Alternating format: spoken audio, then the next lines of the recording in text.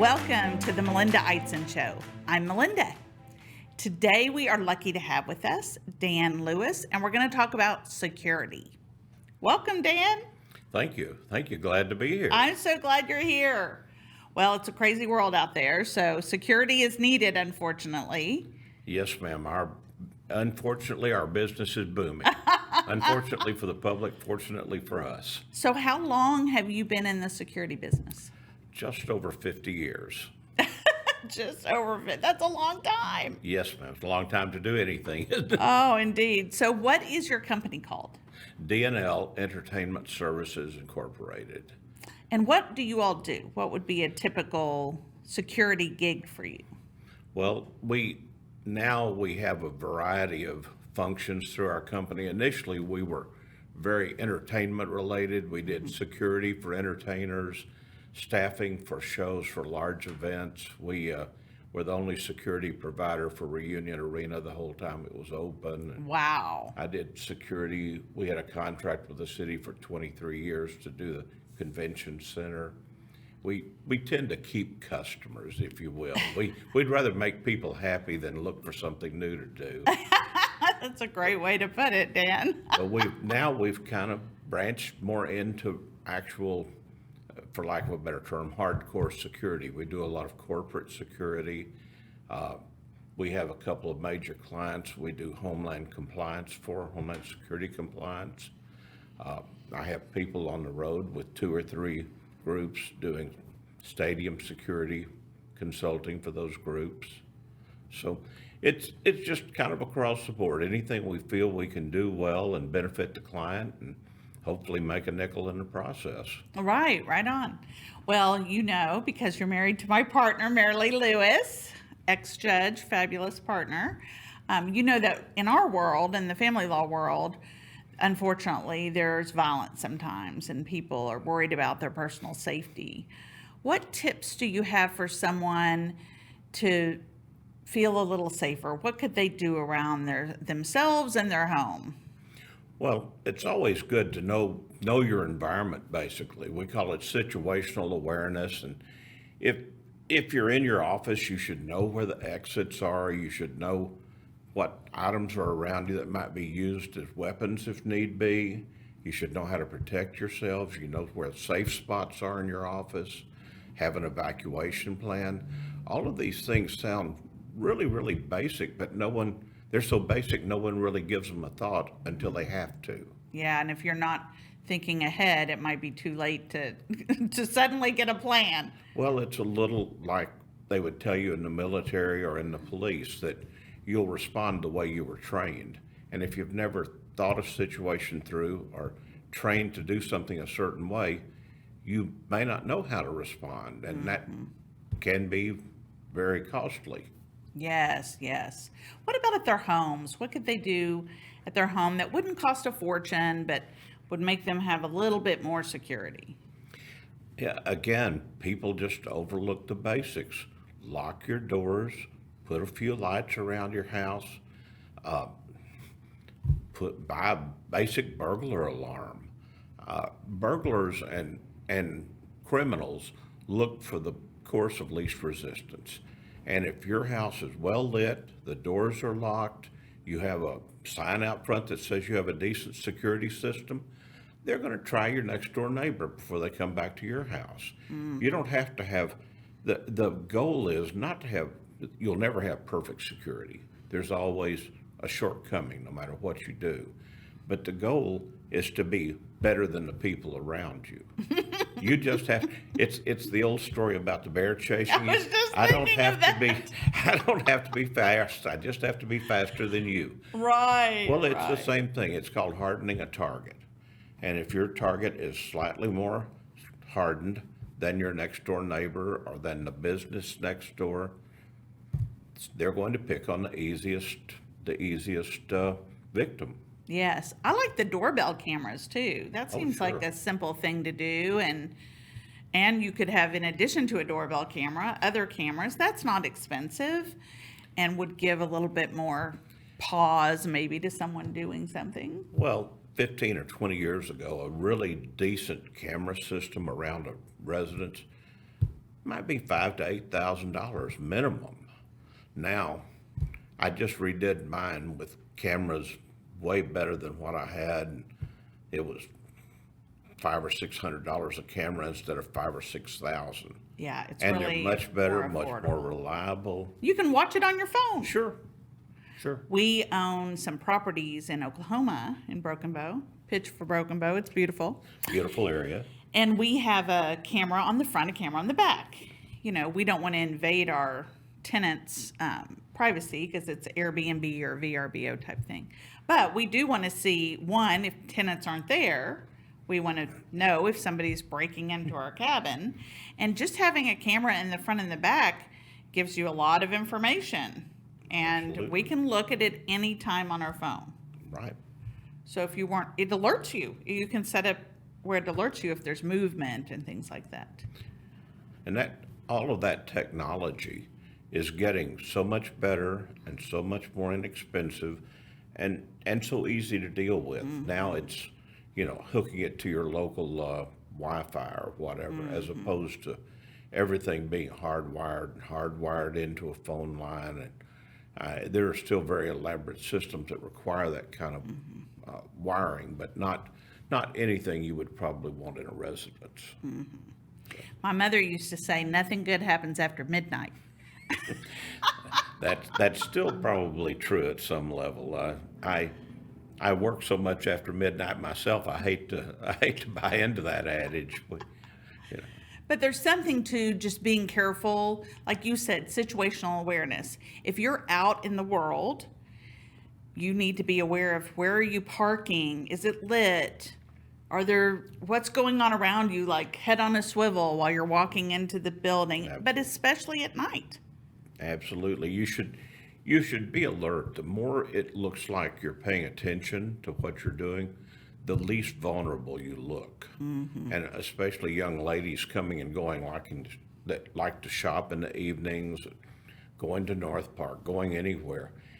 Use the valet parking. It's, it may cost $1 or $2, but it may give you a lot more peace of mind than walking out into a dark parking lot with other people around that you may or may not know. That's a great point.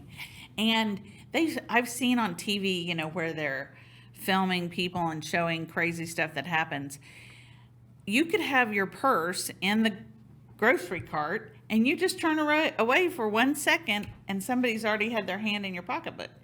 So I'm like zipping my purse up. I'm not going to make it easy for them. Well, it's not just your purse. We've seen a rash, and you see them on TV every day, all the videos, where people pull up to get gas and they're watching the gas pump, and the car is unlocked because most gas caps require the car to be unlocked to release the gas cap. Mine's And that way. people will simply drive up, lean over into your car, or simply get in the car and drive away with you standing there with the gas pump. We've seen a rash of situations like that. People are very emboldened these days. They've gotten more. The situations are just much more drastic and much more prevalent than you would think. Okay, so let's talk about that crazy world. Sadly, there have been lots of school shootings and public shootings over the last several years, and that is scary, and you don't know where it could occur. What should people do? Is there anything to do to be more prepared or to have a plan if you were in an environment where there was some shooter? Well, again, it goes back to knowing where you are, to the situational awareness. Excuse me. We've been studying school shootings since the Columbine shooting. I put together the graduation security after Columbine in Colorado for that school. Oh, So we literally go back to the first real notable shootings. And I have experts in my office who've put together active shooter programs. We train people, we do training. In fact, we're probably going to do a little training segment for your law firm sometime in the near future. We're working that up. we would like that. There are people who want to shoot us. But Well, funny thing, all of the people are, at one point, I did a presentation for the state bar, and looked back at judges that had been attacked because it was for the judicial and judges, associate judges, masters. And there had been, during the year I did that study, there had been no criminal judges attacked or violently approached in court, whatever. And there had been like 12 to 15 family law judges my word. attacked. And I apologize for quoting my wife, but she used to always say that in criminal court, you have bad people trying to look good, and in family law court, you have good people who usually look bad. Yes, they're at their worst, unfortunately.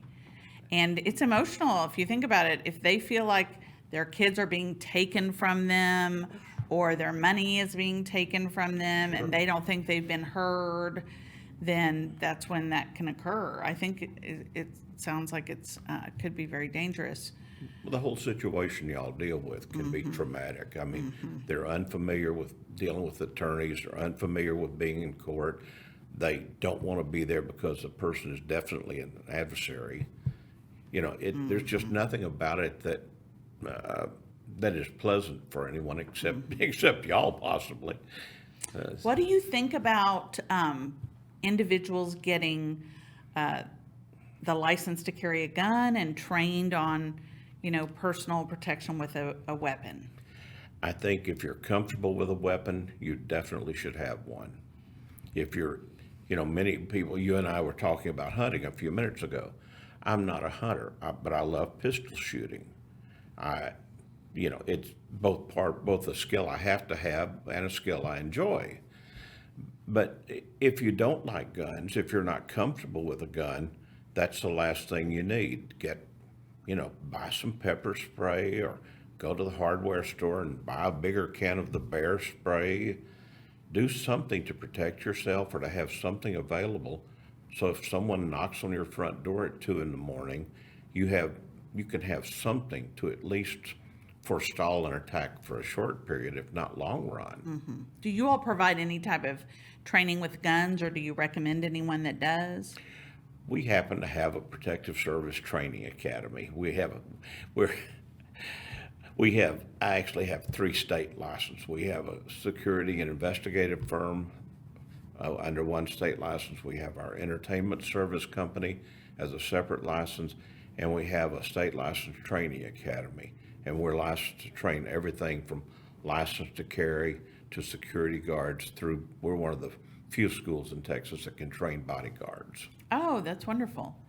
So, one thing I worry about is we have had in the past some people in the office who I knew were carrying a weapon at all times. And in my opinion, if you're going to do that, you need to spend a certain amount of time training. Absolutely. Because I fear it could go the wrong way, right? Like if they don't really know what they're doing with the weapon, maybe they're more dangerous than helpful in a situation. I mean, my plan at one point, I had somebody in this office and somebody in this office, and I'm in this office, both armed, and I wasn't sure about their level of training. So my plan was, I'm going to hit the deck. Like if something happens, I don't like guns personally. I'm not against them. I just don't want to personally use one. So I was just going to lay under my desk because I thought they might accidentally shoot through the wall while they're trying to do something in chaos, and I might get shot. Well, again, it goes back to the training. Like I said about training for situations, the biggest thing that people don't understand is having a gun or using a gun. Teaching you the mechanics of shooting a gun is reasonably easy. Teaching you the mental aspects of when you should or should not use that gun is extremely difficult. I have personally been in 2 or 3 situations where I was very close to having to shoot someone to protect other people. And I can tell you, it is something that stays with you the rest of your life. It's something you think through 1,000 times. And should I have done this? Should I have done that? What happens if I had have done this or that? They're just very disturbing situations, even when you don't have to shoot someone. It's something that again, it takes more mental preparedness than it does physical. That's a great point. Yeah, so it's a big deal, obviously, that people, if they're going to carry a weapon, they need to commit the time, in my opinion, to do the mental and the physical training and the kind of the tactical awareness, where I know probably in your training you train people not just how to shoot the gun, but what happens if, the perpetrator comes in here, what do you do so you don't shoot through the wall and kill Melinda? Yeah, hopefully not. Hopefully not. But or even further down the hall with some of the other younger. Exactly. It's a really difficult situation to talk through with people because they all think it's just simply, I hit the target, I'm okay, and they put it out of their mind after that. And I can tell you, you have to think about it every day. You have to think about every situation you're in and how I would respond or how I shouldn't respond.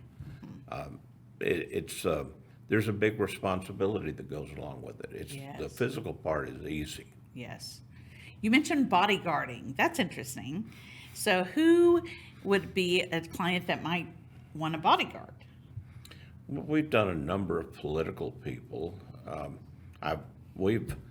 Our company has functioned in conjunction with the Secret Service. We do the private security portion of different candidates that have come through, and I've personally worked events with every candidate since, oh gosh, way before Clinton, way before the Bushes, way before.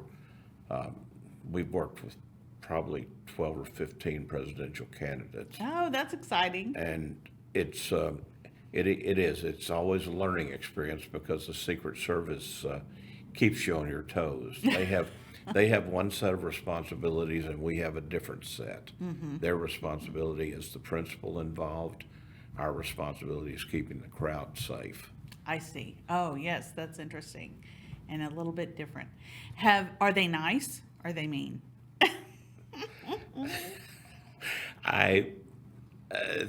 That depends on whether they're having a good day. Yes, it's a stressful job. We did an event years back at Tarrant County Convention Center, and the Secret Service had overlooked the fact that deer season was starting and that there are a lot of hunters in Fort Worth. And we were standing by some glass doors watching one of the side streets, and a Jeep pulled up with 3 or 4 rifles sticking out of the Jeep. And the Secret Service immediately went into a lockdown mode.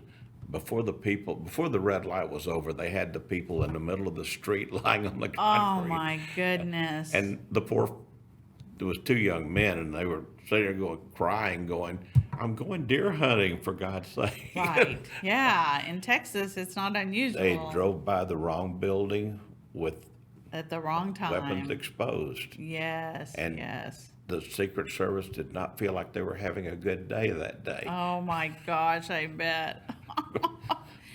But generally, they're just a very effective branch.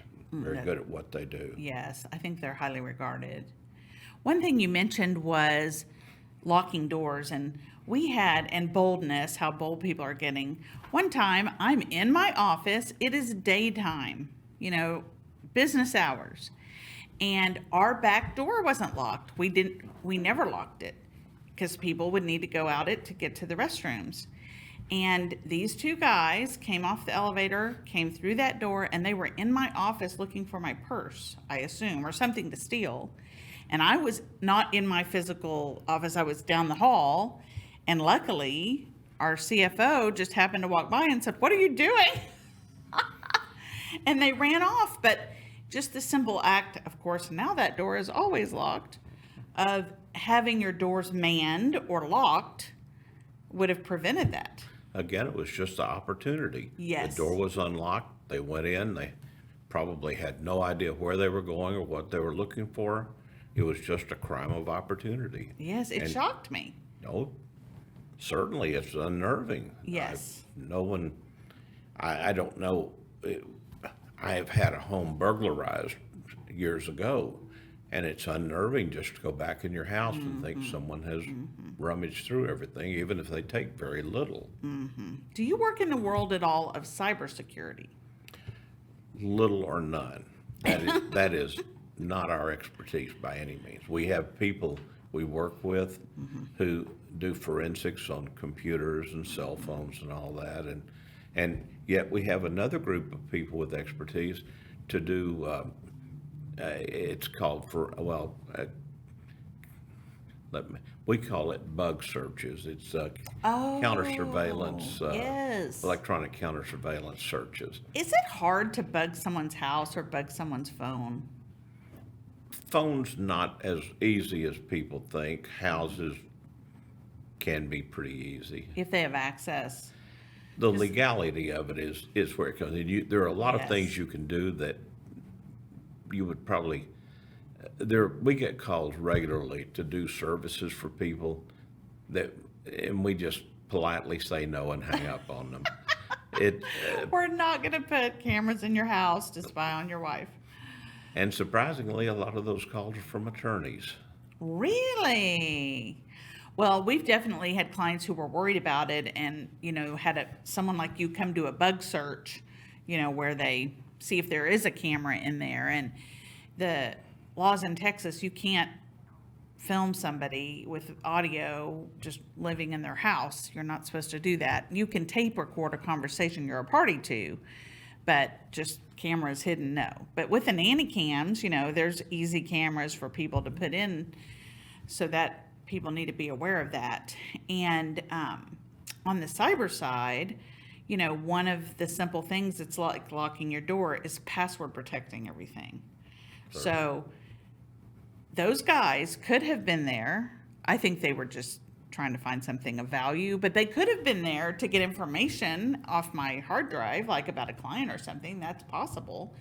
But if you have your computers all password protected, your phone's all password protected, and sometimes people leave their phone or their computer somewhere, at least they can't get in easily.